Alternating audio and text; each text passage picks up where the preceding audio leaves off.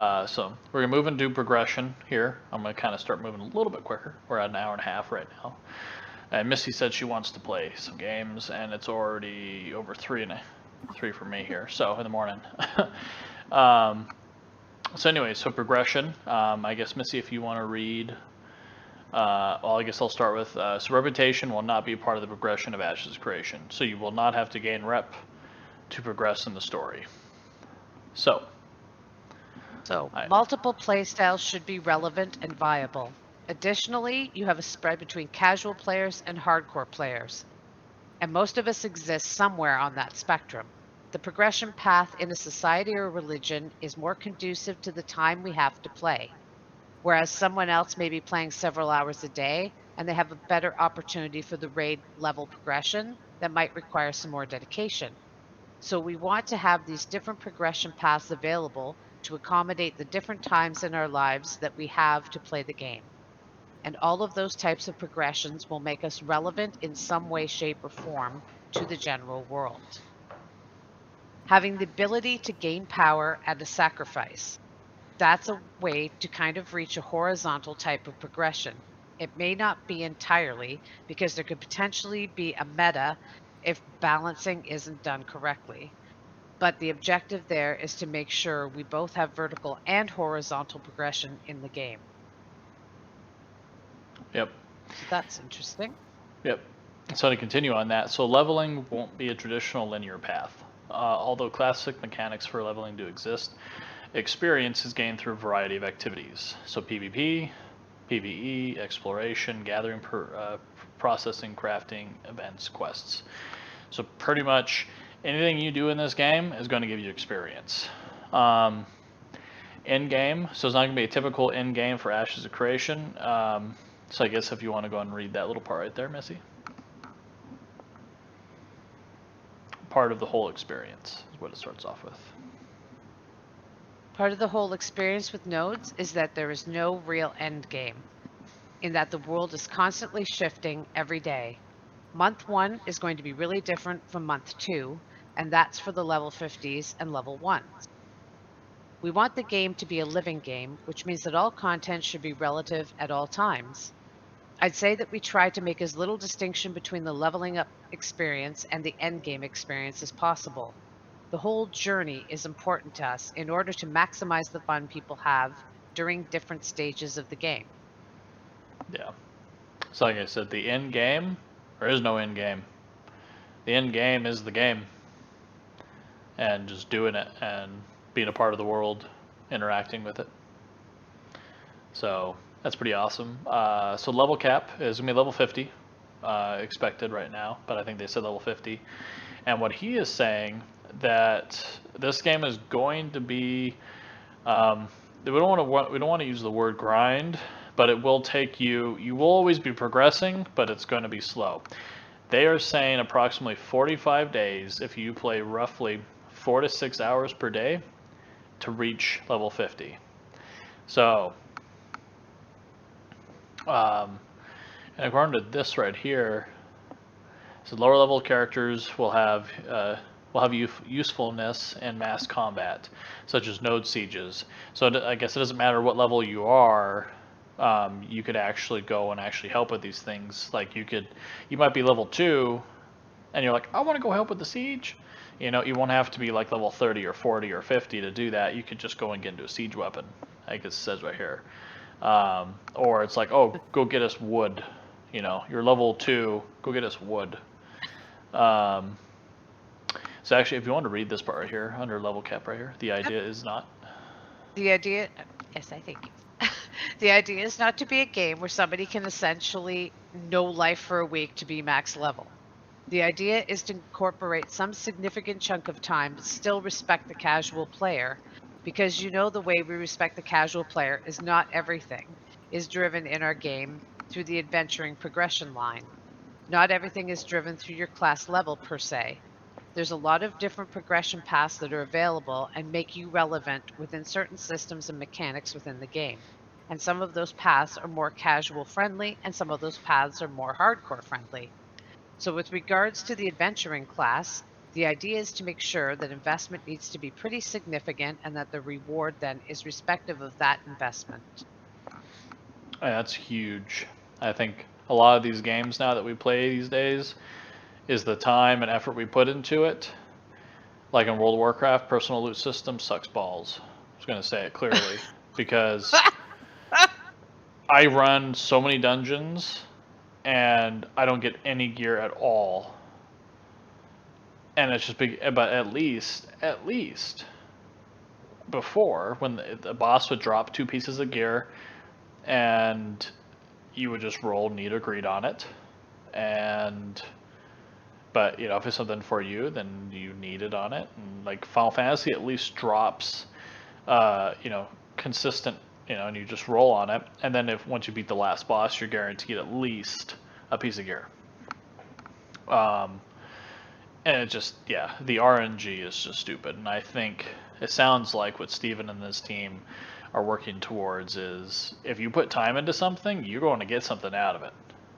And I think BDO does that good too. You see what you're working towards, you know it's coming, you just got to keep at it. And so you actually keep going.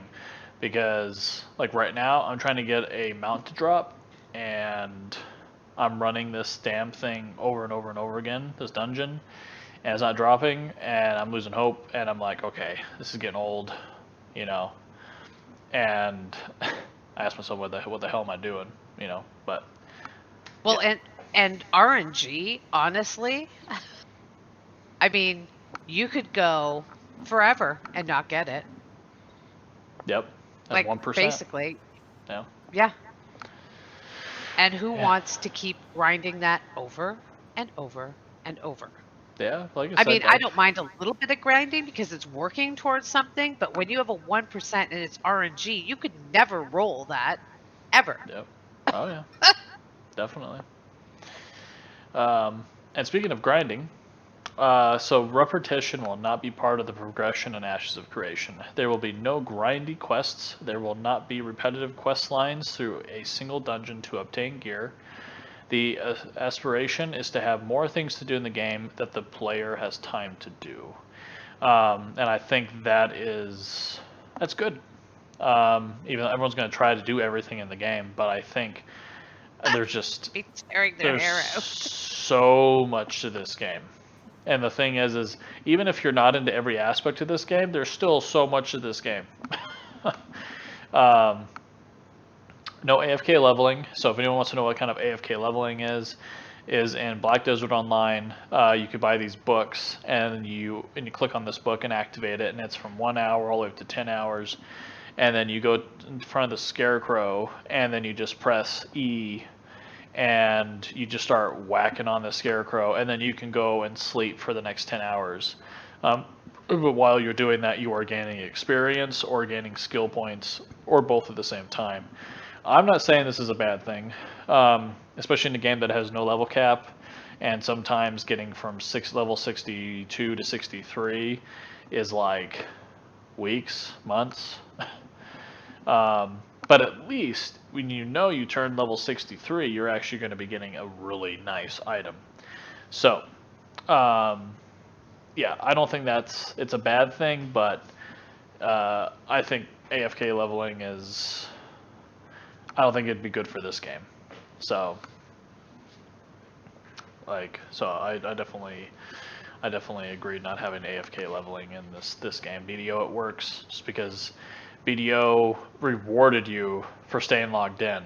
So you never logged out. I think when me and Missy were playing it, she didn't care for the game at first, and then she started playing it. And I started, and then she just loved it. I was teaching you a thing or two. Yeah, yep. So yeah. I taught her how to fish, so then she was fishing all right. And then I started a fishing empire. Yep. Let's see, level scaling. So just kind of quickly going in this. So you definitely will not be like Final Fantasy where you run a dungeon and you sync to it. So you will out-level dungeons, or if you are level 5, you will not be able to run a level 10 dungeon, for example. It does look like they are going to do a mentor program though, so that's pretty cool. And I guess you can, as a mentor, you can lead mentees through a dungeon, meeting at a prearranged locations, escort quests for NPC caravans. So you can help introduce lower level characters, new people to the game, and these senses. I guess if you want to read that, I think probably some good stuff in there, Missy. Yep. There will be activities that are present for higher level players to mentor lower level players. So I guess you will get something for that. Yeah. Let's say you have a friend who joins later on and you still want to do things with them. There will be things to do. Will you or he be able to enter a dungeon of your level and participate? No, because we don't want to inflate or deflate characters and manipulate that type of skill or power. We want that to be something that makes sense for them in a progression standpoint. So there's no dragging low levels through dungeons in order to level them up quickly. The mentorship program provides individual quests that can be initiated by the mentor based off of what node that they are a part of. So these are like quests that are determined by either certain buildings and or organizations or the mayor. Who is the mayor? And there are So specific ones that are available for mentors to provide mentees. And they can also participate in some of those quest lines as well, whether that be leading your mentee through a dungeon or providing a location for them to arrive with you at, or escort quests for the NPC caravans. These types of things, when done together with your mentor, will provide benefits for both the mentor and the mentee as well. So you're incentivized to participate with new players. So to quickly butt in there about the mayor. So once you get up to, I think, like a village or a city, um, uh, depending on the node type, I think you will be able to vote. People will be able to actually vote for a person to be mayor, and then once that, and I think it's every 30 days that there's a new vote that happens, and then Too bad all elections can't be like that. right. And if and as mayor, you can decide how things will be built, what's to be built, and you could put up quests for people within that node, that city. Um, so you actually have quite a bit of power um, as far as that goes. So, like I said, it'll be interesting to see. Maybe mayors can fly. Yeah. I guess, yeah, so class progression, so I told you about this earlier, so you'll be able to choose your secondary archetype when at level 25. Let's see here. I guess you want to read that, if a fighter.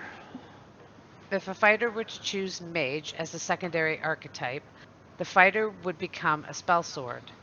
This combination opens up augments that can be applied to skills in their primary skill tree.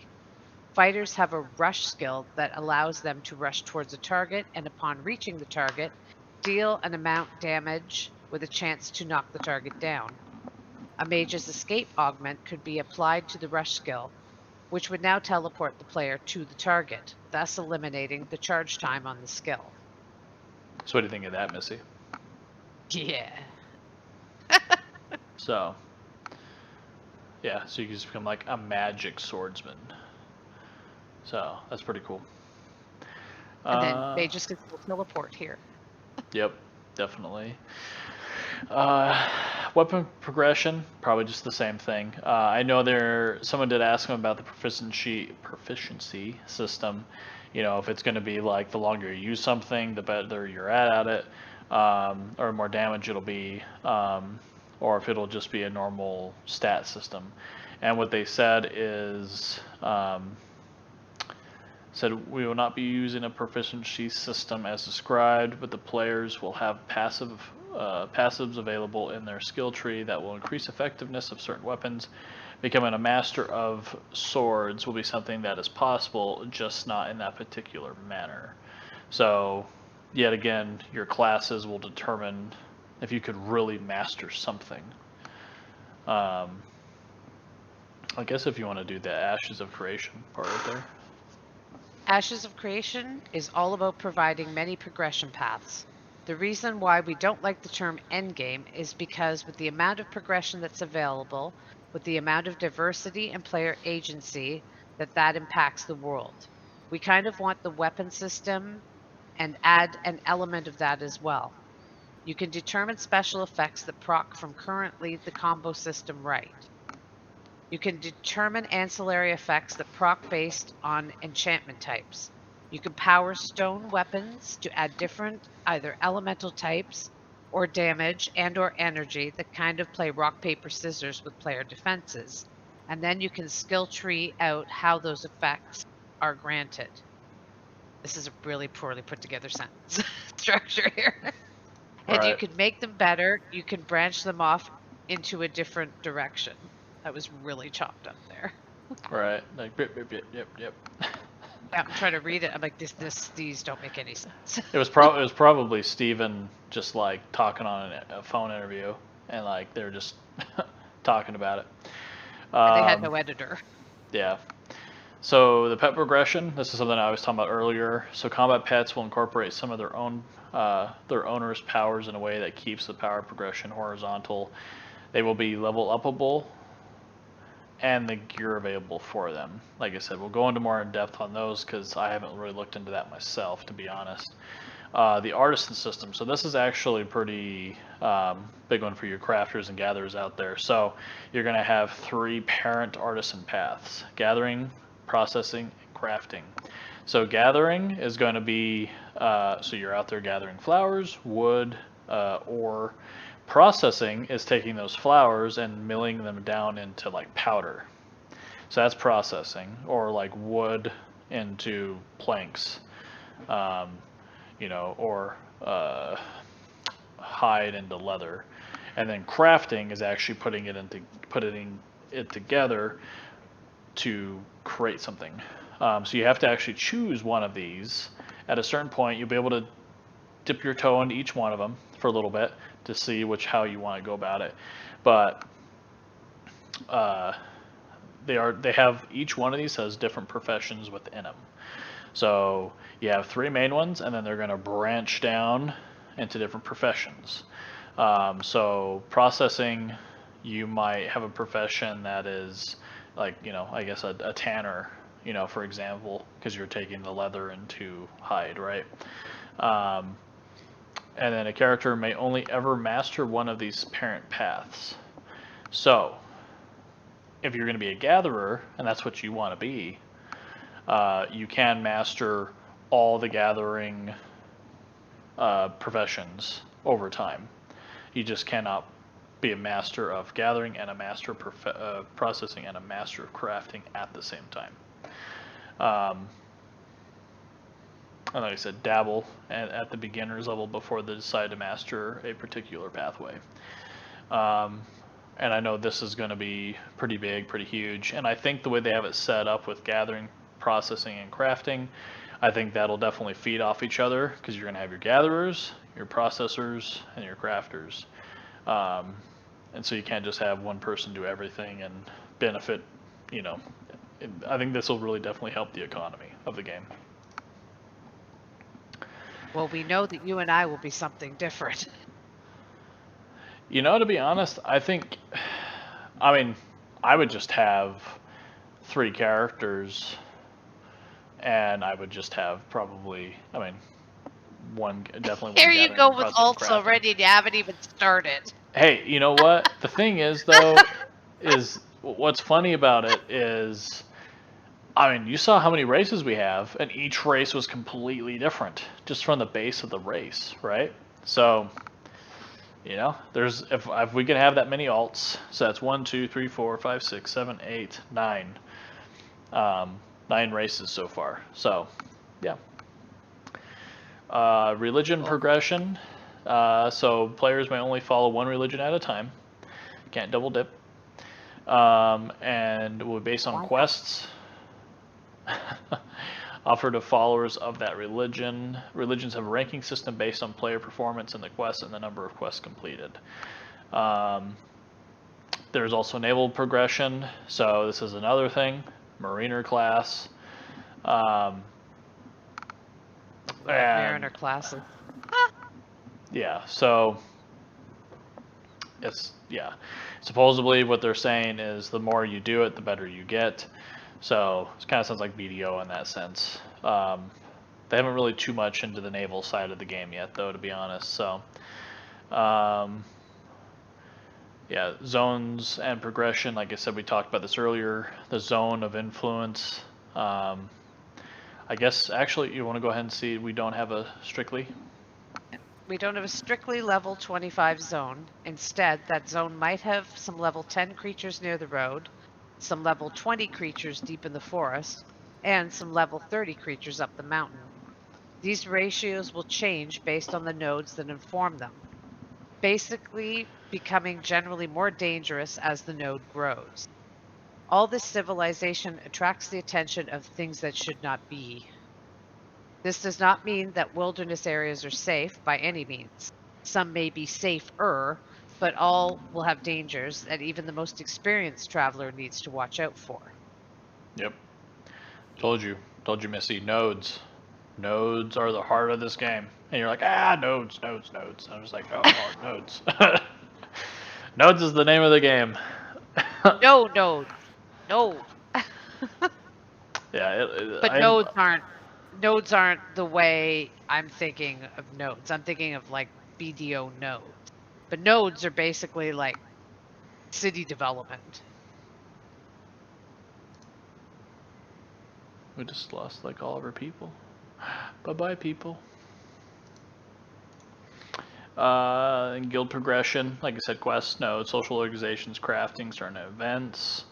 Like I said, when we come back to all these progressions, there's a lot of stuff here. Freehold progression is your housing and stuff like that. So, and I think I was wanting to go into. Actually, if you can read this little design part here, Missy, I think that'd be a good one. Skip down.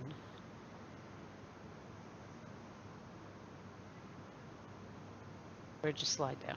Okay. When it comes to how MMOs have been traditionally designed, most gamers are familiar with two distinct types of gameplay loops, the theme park and the sandbox. The vast majority of MMOs we've all seen come and go in the gaming industry have been of the theme park variety. These games put the player onto a specific path, guiding them along with plenty of pretty sights in between the same old quest hubs, very little in divergent paths, virtually no freedom in player progression. Recently, the MMO genre has seen some games of the sandbox nature come onto the scene, but despite the ultimate freedom the sandbox affords players, many are left wanting more, as there is by definition no pre-built world content, no human touch, just the vastness of the sand, for lack of a better term. Thus, many MMO players often find themselves caught between the repetitive rock of the theme park or the vast dead spaces of the sandbox hard place. This chasm between the state of MMO gameplay loops is where we intend to inject Ashes of Creation's node system. In Node order system for again, Missy.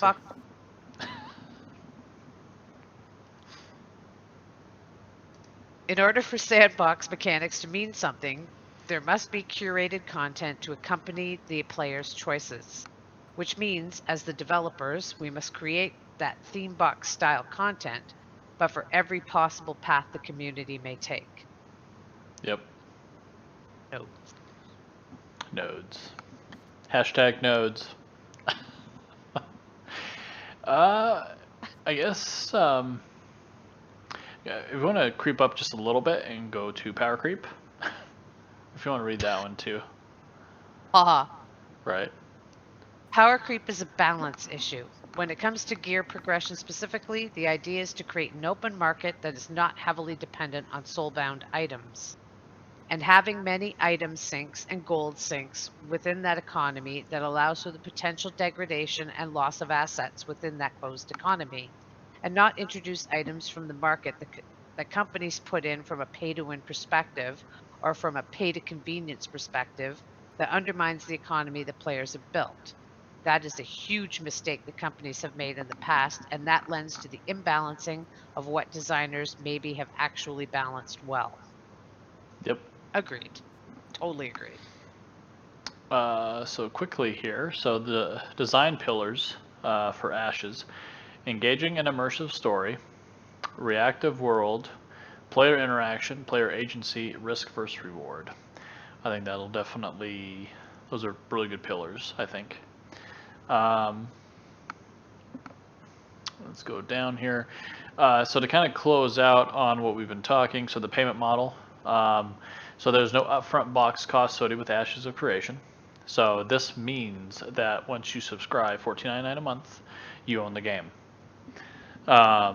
Which I like that.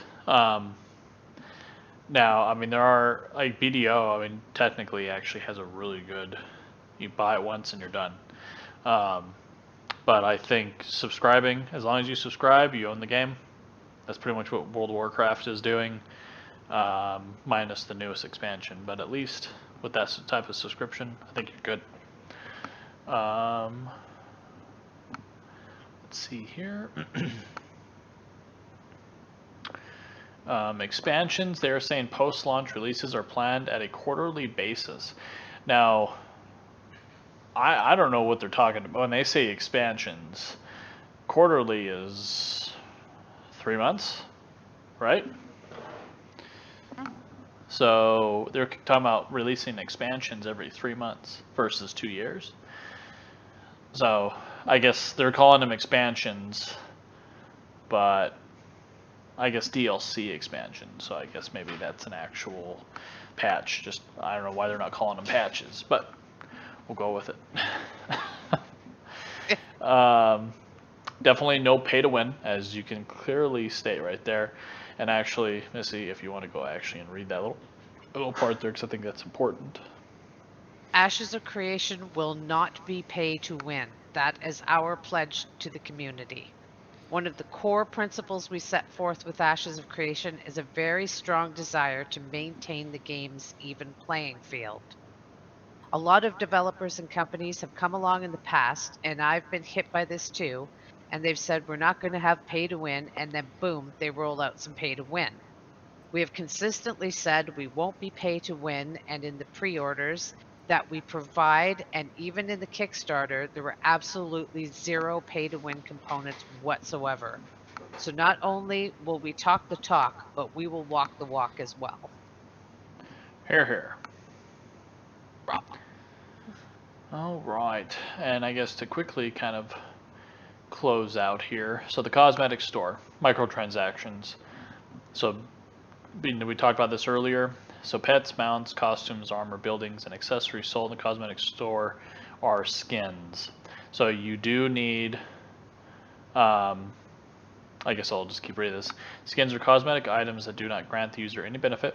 Skins are only able to be applied to the things that they already have been earned, crafted, or found within Ashes of Creation. Like I said, if you don't have chest A, you cannot use the cosmetic on it. Different variants of store purchase cosmetic creatures may exist in the wild. Flavor text related to the lore background of creatures and items in the world of Viera. Costumes do not include any weapons pictured. And this is kind of like right here. So this is like some of their packages that they've shown before right here. Right now it's the new one that's up there. It's one that Missy's going to be going after.